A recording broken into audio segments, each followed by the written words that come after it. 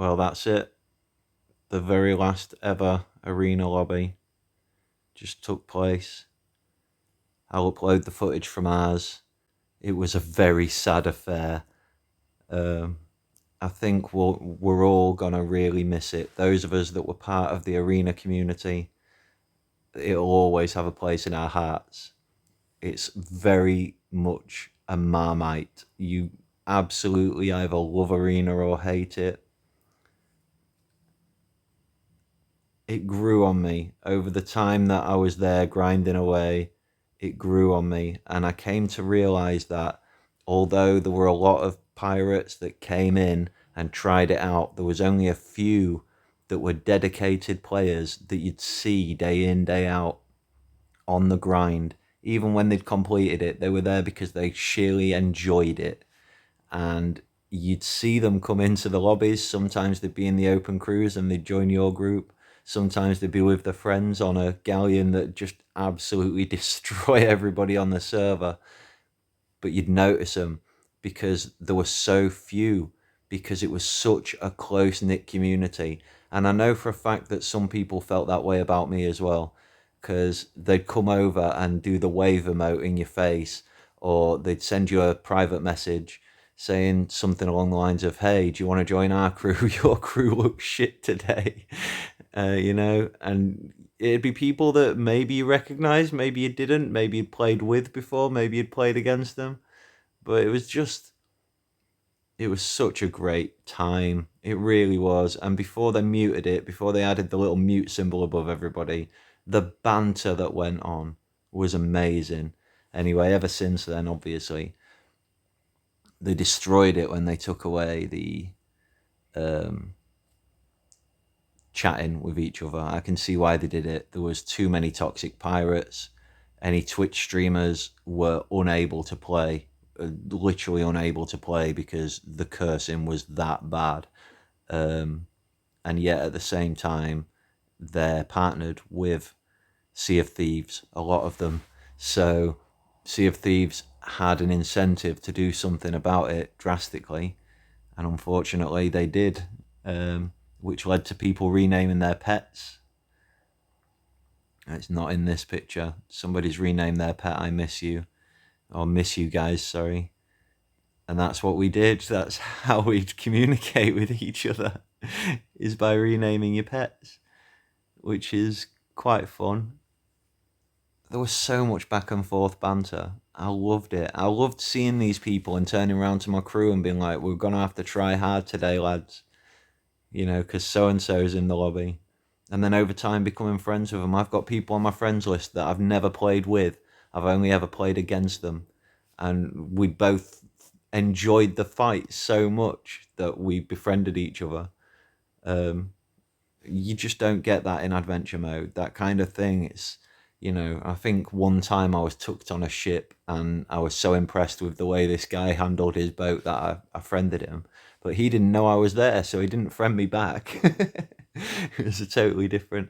And the toxic people in adventure mode who cry and run away and claim that you're bad and you're not playing the game right because you want to fight them in a game called Sea of Thieves.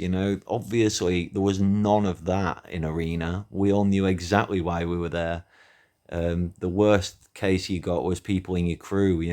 Half the people in your crew felt like we should be trying to win, and the rest of us knew that we had no chance because we're in an open crew, and on the yellow team there's 4 triumphant sea dogs and whatever else.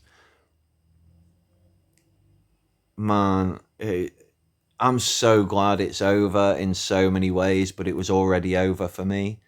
Like, something needed to be done, and I don't think they had enough resources to put into it. I would love it if they replaced it with some other PvP faction, but it looks like they're hinting that they're not going to be doing that. There's going to be a completely different type of faction taking over. It makes me wonder what they're going to be doing with the cosmetics. I've heard that they're going to reskin the legendary weapons, so there'll be a different commendation that you need to unlock the reskin that we can all do, but that skin that I've unlocked, the original skin, will now disappear. And the worry there is so many of us have put so much effort into that, but it's also unfair that nobody in the future has access to it. It leads you to wonder what they're going to bring in. You know, maybe in the future they'll do it as a Twitch drop, or some kind of, you know, if you log in on a certain day, you'll get this legendary sword that obviously everybody wants. And as I say, a lot of us have put an awful lot of effort into getting, and it would feel cheap if it just fell upon their lap, or if they could buy it in the shop. Same thing. You know, it would devalue the effort that we've put in. So I'm I'm worried about that aspect of taking Arena away. They've already, in the time that I've played it, devalued a lot of the commendations. I've had, you know, the pirates that have played since Alpha tell me that getting merchants, for example, was so much harder back in their day. I've done barely a few thousand miles on merchant voyages. I got to level 75 really quick. I'm pretty sure I did it just from world events.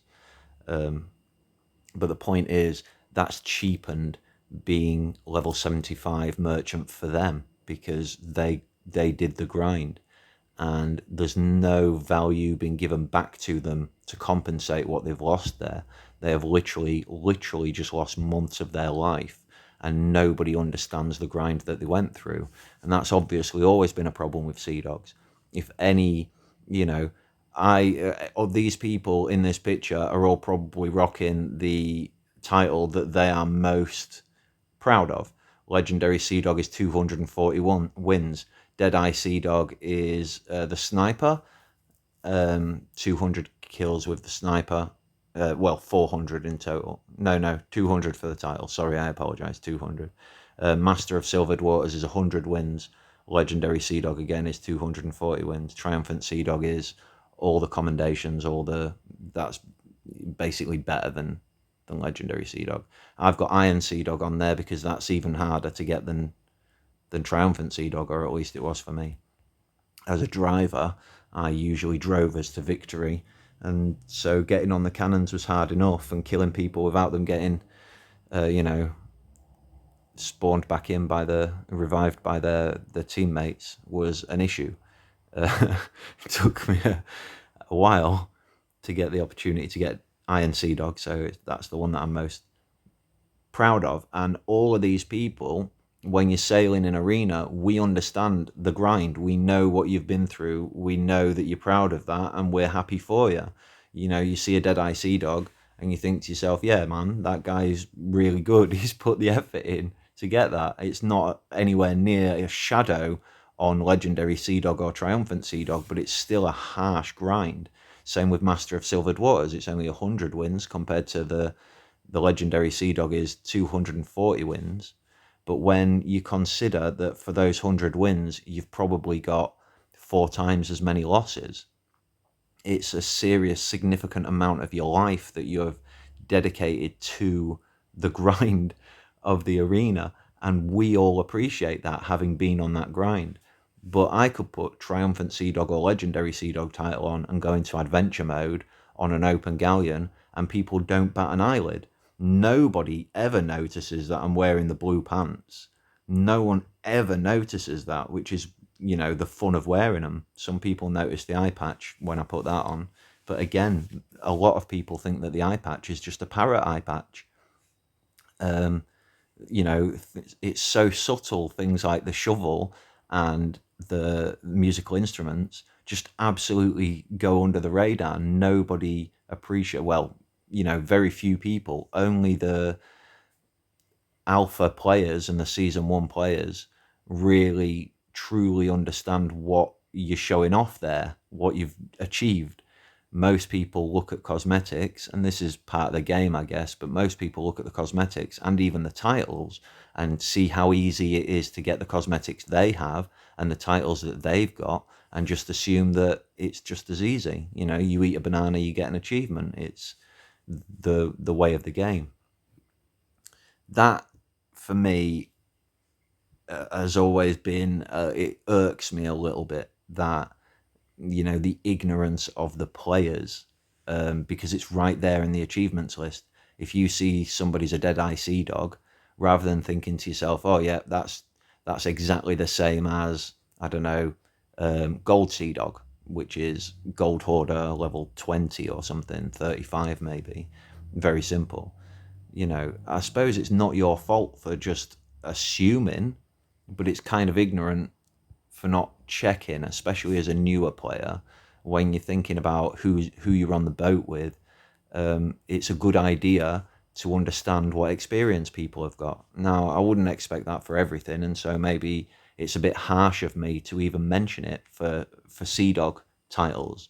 But as it's in the commendations, and Sea Dogs is an entire faction, and everybody knows at a glance that Sea Dogs means arena, it would automatically, to me, be a good idea to say, all right, he's a Sea Dog, therefore he's probably quite experienced at PvP, and therefore if I see the guy standing around on the boat, I can assume that he is keeping guard of the boat. He's not standing about doing nothing, and we shouldn't just brig him because he's not helping us on the island with this really easy world event. Things of that nature kind of irk me a little right now. And the reason that I bring it up is because the issue that I have is that now that Sea Dogs has gone.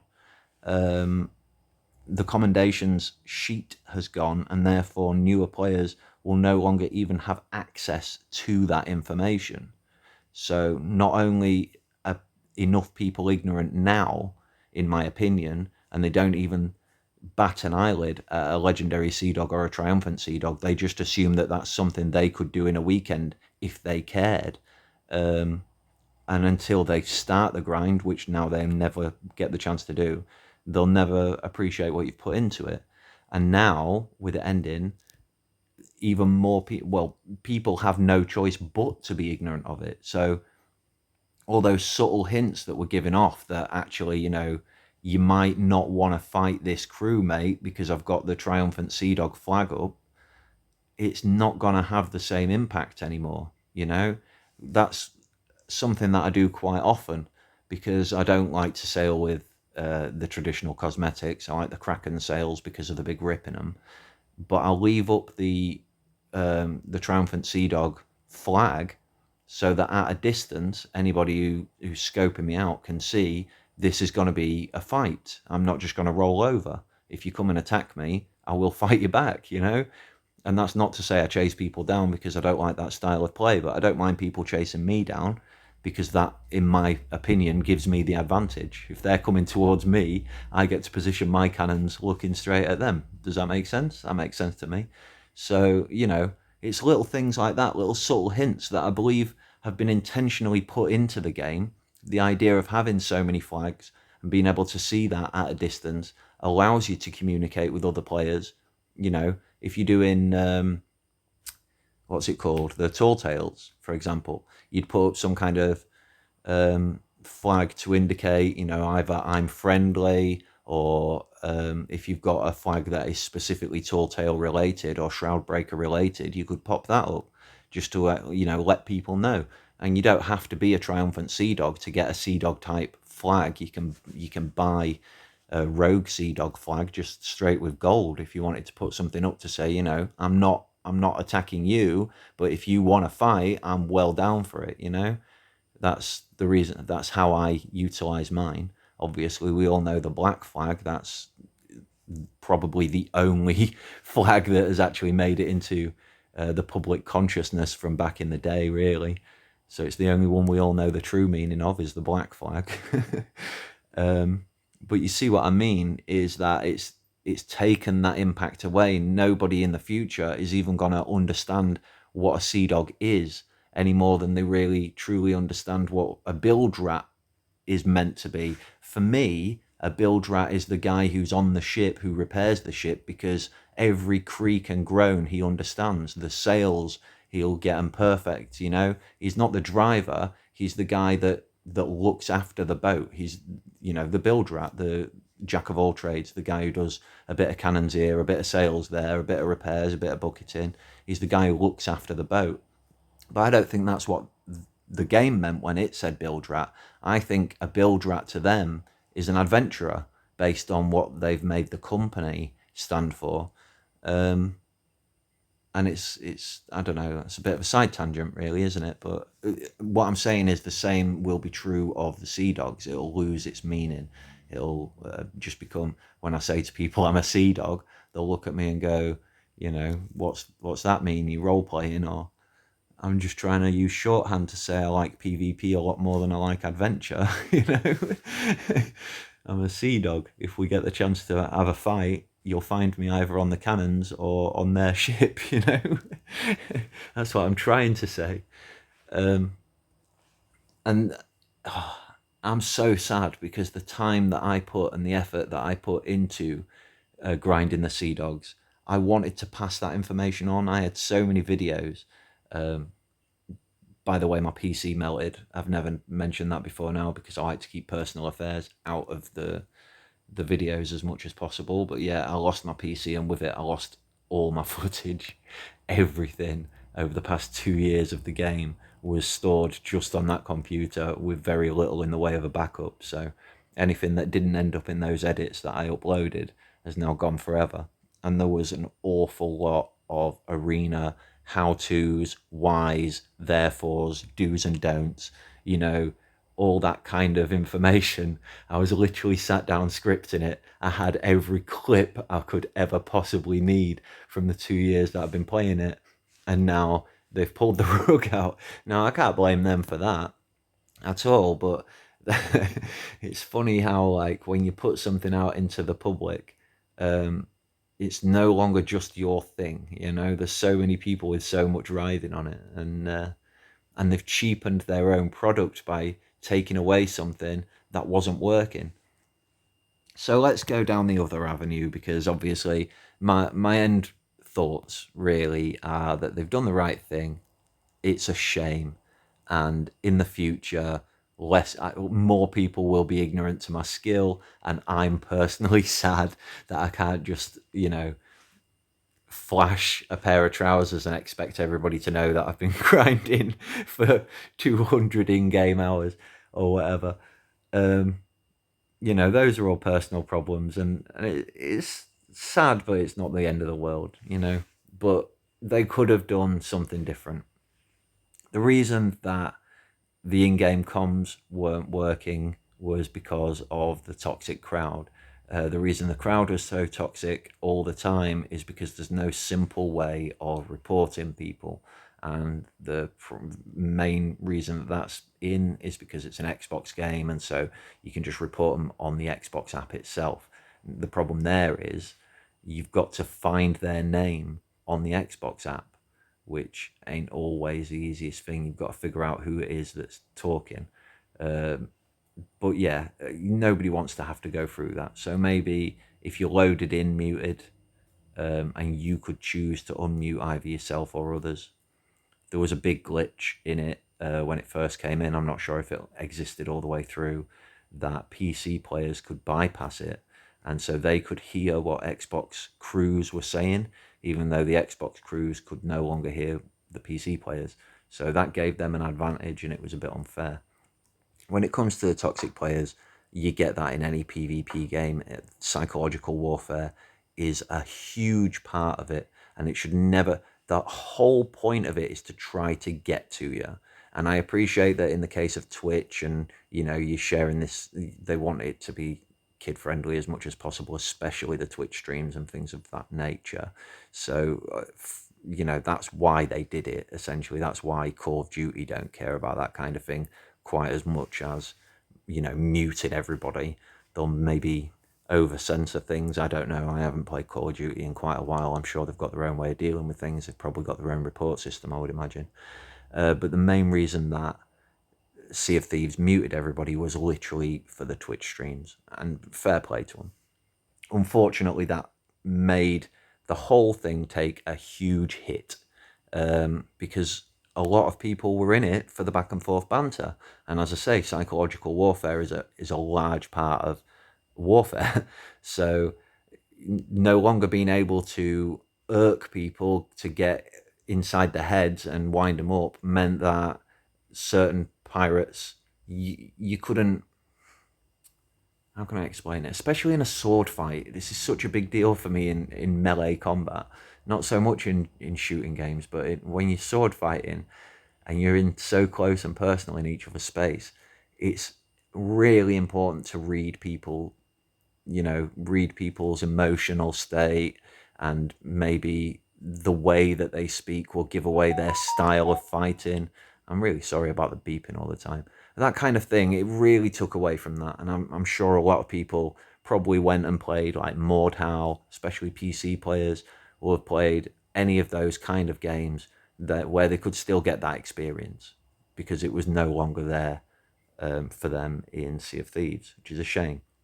However, a lot of us stayed and the grind was still available, and so we knew that new players would have to come in and take part in the grind. Okay, there was going to be a constant conveyor belt. As soon as people have got, a lot of people ended it at the red clothing. Some people didn't even go for the red hat. They just got up to the coat and then they said, "That's it, I'm done. I'm never coming here again." When I first started, all I wanted was the red clothes. And once I got the red clothes, all I wanted was the blue clothes. And then once I got the blue clothes, all I wanted was the titles, the commendations that I was missing. So it's a conveyor belt, As soon as I got everything done, I was out of there. I was Audi 5000, I'm telling you. But that's not to say that every now and then I didn't go back and have a game.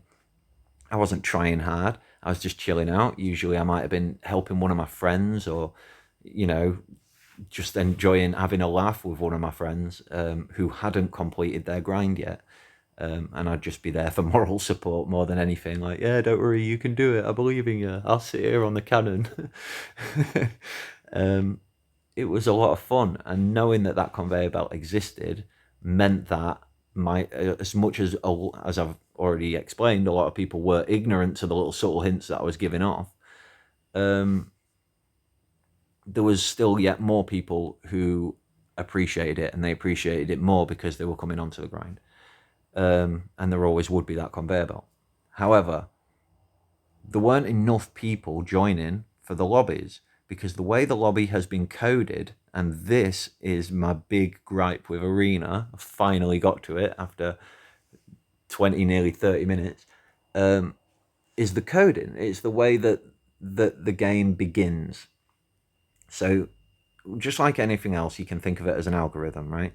You have a holding pen known as the lobby where you keep hold of players until you have a number that is the minimum amount to start a match. Now, whenever these big AAA games, AAA developers make a game, they know for a fact that they've got thousands and thousands of fans, just like Nike know that if they make a pair of trainers, they're going to sell millions of pairs of trainers. A AAA creator knows for a fact that the second their game goes live, they will have enough people to fill not only one lobby, but 100 lobbies immediately. In fact, it's quite a problem for them the other way, that they have to make sure they accommodate enough people. But a game a game by an indie developer is the exact opposite. You have to have a backup for what happens when that first person presses the online button and there's nobody else there. You have to have some kind of backup system in place to allow that player to still have something to do. They're not just sitting looking at a blank screen for hours, if they even give it that long, because we all know that people have got short attention spans and they won't give it that long. Hence the problem with Arena. After they took out the banter and an awful lot of people left, that was like a smoking ban in a pub. For most people, that was the reason they went, was that back and forth banter, and they just left outright. And those of us, the dedicated few that were left, and those people on the grind who were left, were now so few and far between that lobbies were unable to start. Now, not so much a problem in a sloop arena. Still a bit of an issue, but not so much. You can sloop arena still. Now, sloop arena, I'm brilliant at it and I loved it because the sloop is the best arena. But my God, is it ever sweaty. And there's certain commendations that you want to get from Sloop Arena, such as your wins. Wins are easy to get in Sloop Arena. For PC players, your kills were where you'd go Sloop Arena for because you TDM on the fort. But then there's certain commendations that you would go to the Galleon for, such as killing people with the cannons. As much as that might be easier with the sloop, again, it's a matter of the fact that boats are better. To say the least, the crews in Sloop Arena are slightly more professional. So in a lot of ways, it was easier to get kills and things like that on Galleon. Sword kills, things like that, definitely Galleon.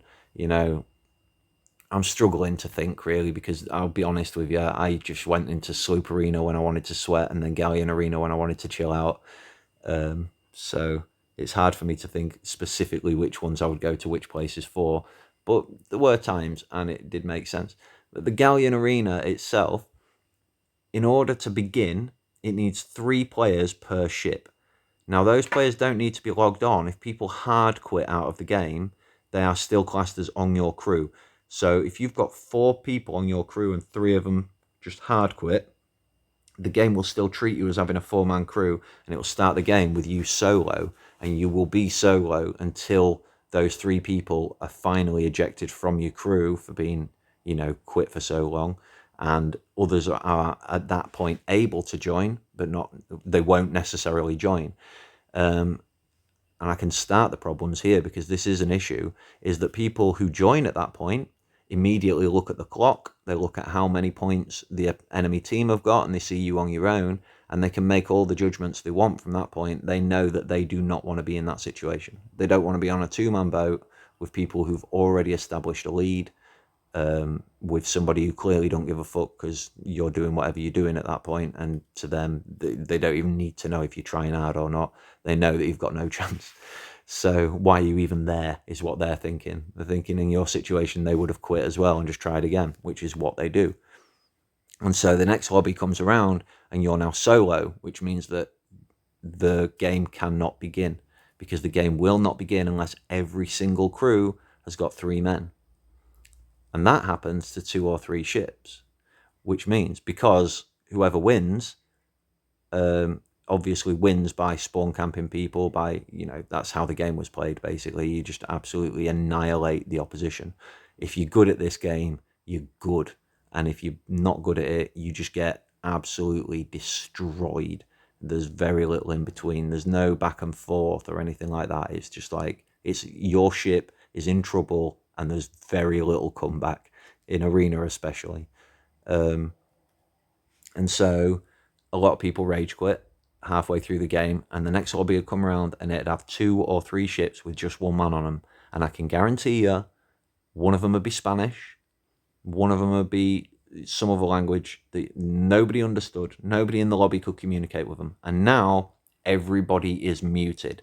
So even if you could communicate with other people to say, look, that guy's the problem, he's stopping the lobby, they couldn't do anything about it. Back before the muting, you understand, the entire lobby would be saying in their own language, dude, do something about it. Either close your crew, leave, join one of us, whatever. Do you know what I mean? There were many ways around it, but you'd end up with a couple of absolute spazzes, usually absolute noobs, who didn't have a clue that they were doing anything wrong. And it was so frustrating, man. You invite them to parties, but they don't recognize your name, or they see that you're on the enemy team, so they automatically assume that you're inviting them to a party to just berate them for being bad or take the piss out of them or whatever. They won't join your parties. If they do join your parties, it turns out, like I say, they're Spanish or Mexican or something else that you can't communicate with. You send them game invites, but they don't want to play a game with you. This is this is an aside, but when you get a game invite and a party invite from the same person in the lobby that is in your lobby, you might care. But these people, more often than not, will probably not even associate that you send it. The same person is sending them a game invite and a party invite, and is in their lobby.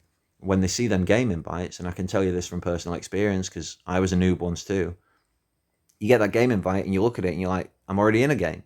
I want to play the game that I'm in. Why would I want to leave this game? I've been waiting in this lobby now for an hour. It's got to start eventually, but it won't start while you're on your own. And that was the fundamental flaw. That's one thing that no other game online does, especially not a game with such a limited audience. They would never in a million years. Let's look at Battlefield 5, because as you can see on my channel, I played a bit of Battlefield. I played a bit of Battlefield 5.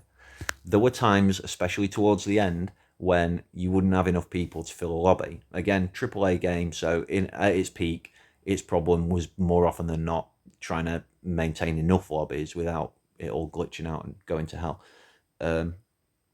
But towards the end, you would get times where you would be waiting for the lobbies to fill. They also had a minimum requirement per team before the game was able to start. And you could see at the top of the screen, like 5 out of 20, and then versus, and then it'd be 6 out of 20 to show how many people were on each team currently and how many we needed before the game would begin.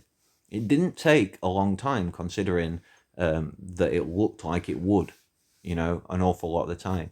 But the way they kept it entertaining was not to leave you stuck in a lobby, but was to allow you onto the map. So you were running around on the map, and you knew full well there were 6 people out there somewhere that you could kill, and you could just play the game. Consequence free. It wasn't considered a real game, a real match, but you were still playing. You were still doing what you wanted to do, even if nobody was keeping track of your kills, There was none of that. All they had to do was simply add a timer or a ready up button. Okay, imagine a race.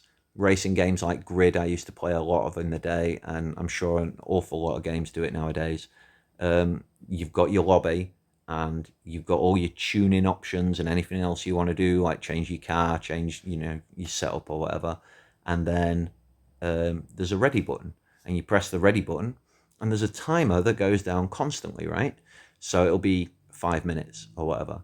And when everybody's readied up, apart from maybe 2 or 3 people, or when over 50% of the lobby's readied up, that timer will just suddenly drop to 30 seconds. The majority of people are ready. You are now holding them up. Get your ass into gear, basically, is what that's saying. And then when them 30 seconds are up, regardless if you're ready or not, the game will begin. What's wrong with that? We ended up solo on galleons all the time anyway. So why not have a 10-minute timer that counts down, and you can have a ready up system, like right next to one of the Sea Dogs. That guy at the top, who I always forget the name of, he could have had a little book next to him. Everybody goes over, just like voting on a quest. You vote ready up. All the daggers go into the book, It says game starting in 10 seconds. Or, sharpen your swords, whatever it wants to say. The point is, that was the only thing that killed it, was the lobbies. I'm not joking. People say that I'm exaggerating. I have been in one of those lobbies for hours.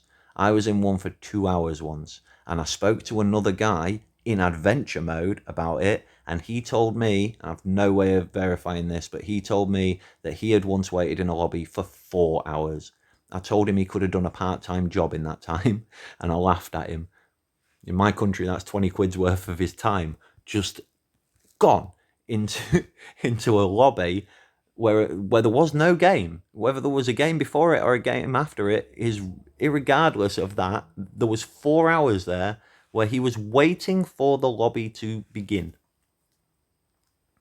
because there's nothing in the game that forces the solo players to join the 3-man squads or the 2-man squads that are already in existence.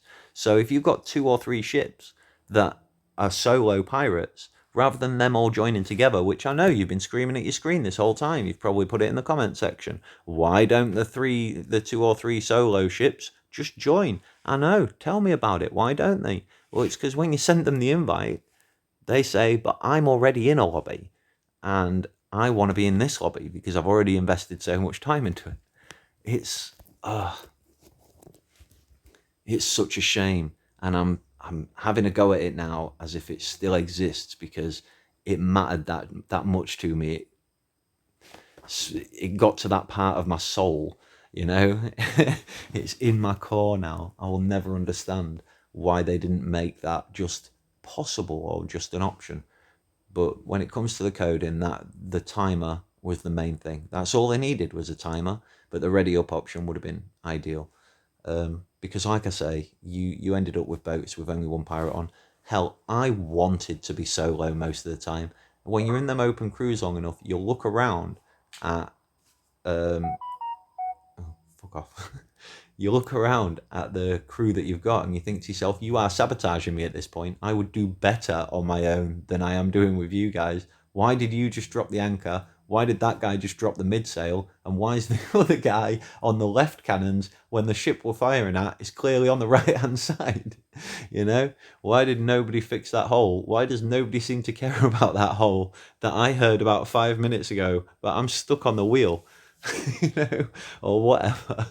It's all fun and games, really, I'm sure. But my God, there were genuine times when I thought to myself I'd do better solo, and I'm not lying when I say there were times when I did do better solo than I had done with the open crew that I'd just managed to get rid of, or that had just rage quit because we got destroyed in the last game. As I say, because they hard quit, join the game, I'm solo, and then I just play. You just play, man. But that's the same with sloops. How weird is that? Sloops, they wouldn't let you join a closed crew just solo. So you had to join an open crew and then hope that the other guy quit if you wanted to go solo in Sloop Arena. Sorry, what was that? Did you ask why would you ever want to go solo in a Sloop Arena? Well, that's because I'm a sloop god. And when I've got another man on my boat, they literally just get in my way unless they're absolutely perfect at what they do. All I need another guy to do, really, you know, you can keep an eye on buckets of water. You can do repairs as long as there's absolutely nothing else to do and you're a bit bored, maybe. But mostly, all I need you to do is shoot the enemy ship and then board the enemy ship, and I will do the rest, you know? Fire 10 cannonballs, maybe a few chain shots at some point buried in, maybe a couple of curse balls if you happen to have them, and then just shoot yourself over and leave it to me, you know? I've only met a few people who actually allow me to do that.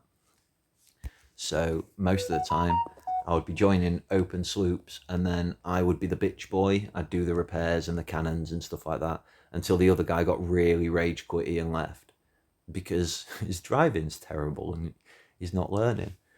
Man, Arena was so good for me for learning how to like control the boat, when to do repairs, where to aim, just everything, because it was absolute pure chaos when you got yourself right in the middle of it.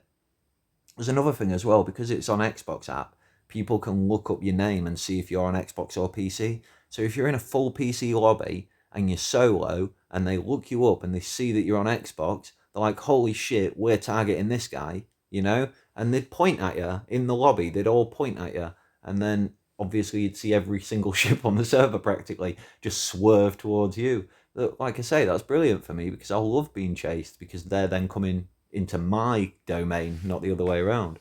And oh my God, I had so much fun. Sometimes the most fun matches were the ones where I was just panicking, trying to keep people off my boat and keep my boat afloat. And I didn't even have time to sit on the cannons because every second I had was repairing something or bucketing or frantically blunderbombing the guy on the ladder, you know?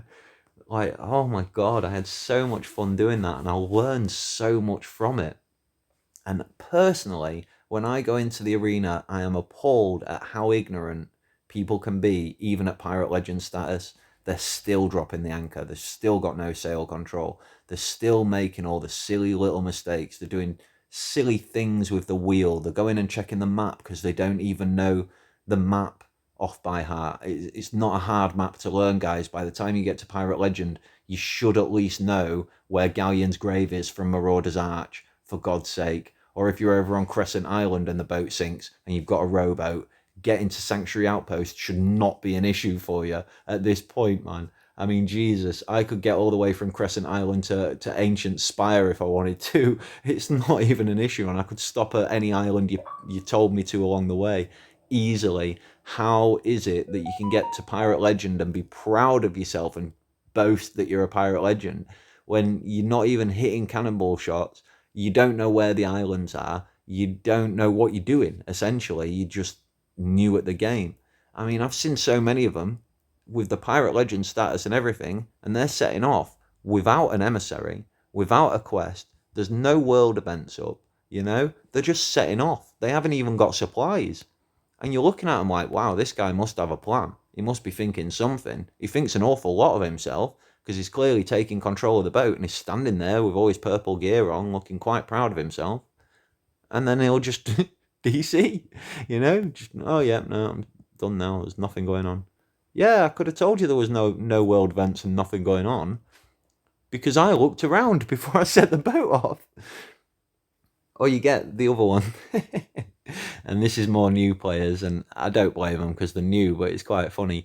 When you raise the anchor to get ready to go, you know, everybody's supplying the ship. You've dropped your supplies off, so while you're there, you just raise the anchor, you know, just in case anyone comes or anything like that. You've got your anchor up. And another guy jumps on the ship, and he just drops the sails because for whatever reason, the tutorial goes like, oh, drop the sails, raise the anchor, like, just set off, just set the boat off. Don't worry about having a quest or a place to go. Don't worry about any of that. All right, now go play the main game.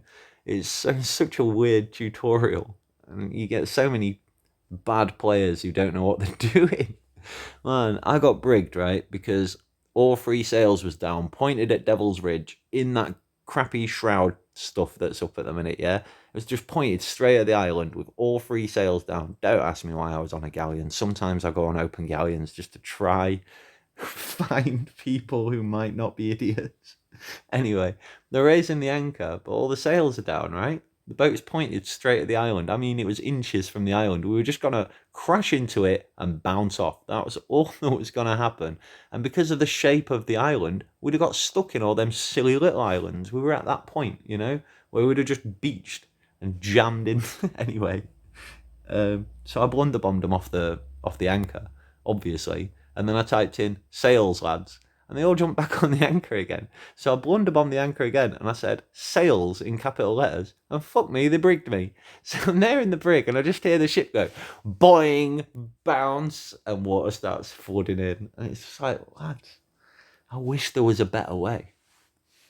I wish there was a way that, you know, maybe the person who logged onto the server first gets captain, or maybe after you get to grade 20 in Athena, you get to unlock captain, and then when you log on, you can log on to your ship with your rules, you know?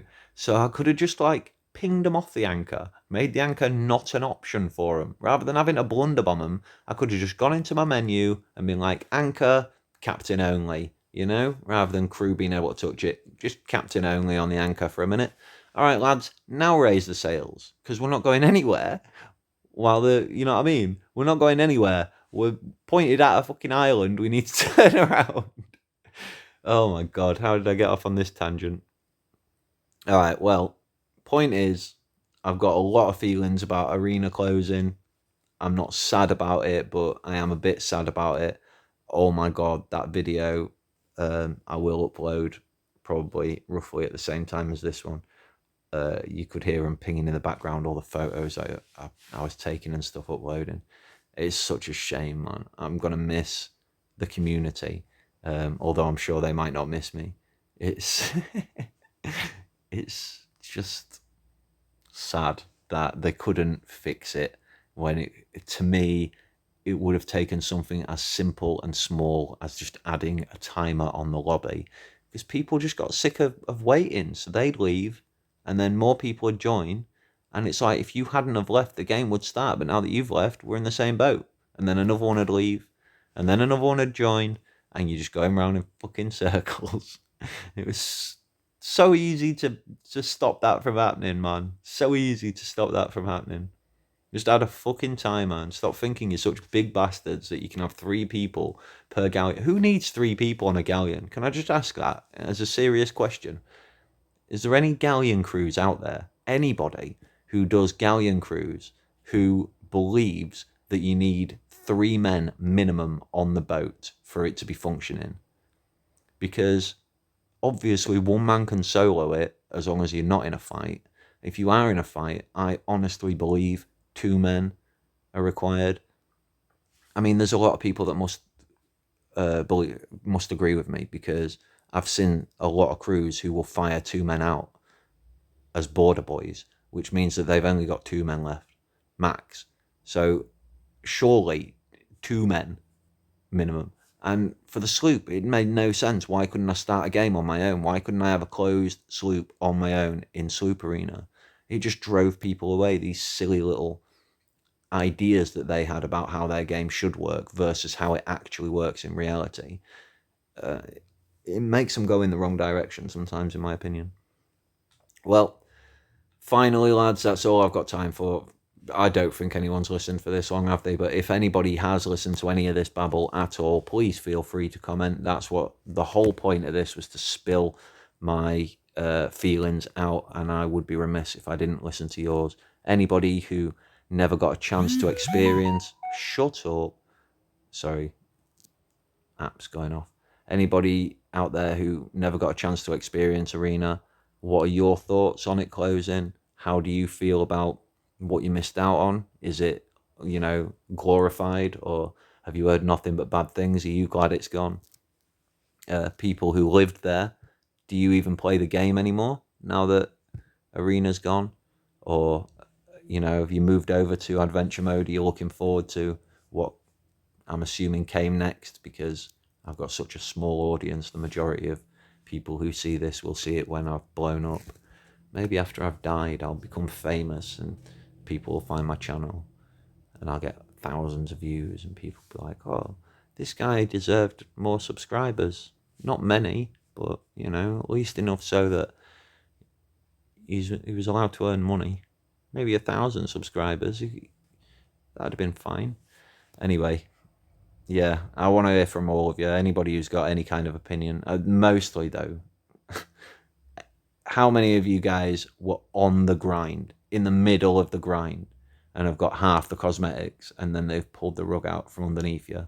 And what were you doing in that last arena? Did you join? Because there was one guy in our lobby who just right at the end started shooting at this other ship, and it felt frantic. It felt to me like he was saying, please, I just need one more win, just one more win. Please, just one more win. He got shot. People shot him, which was a shame.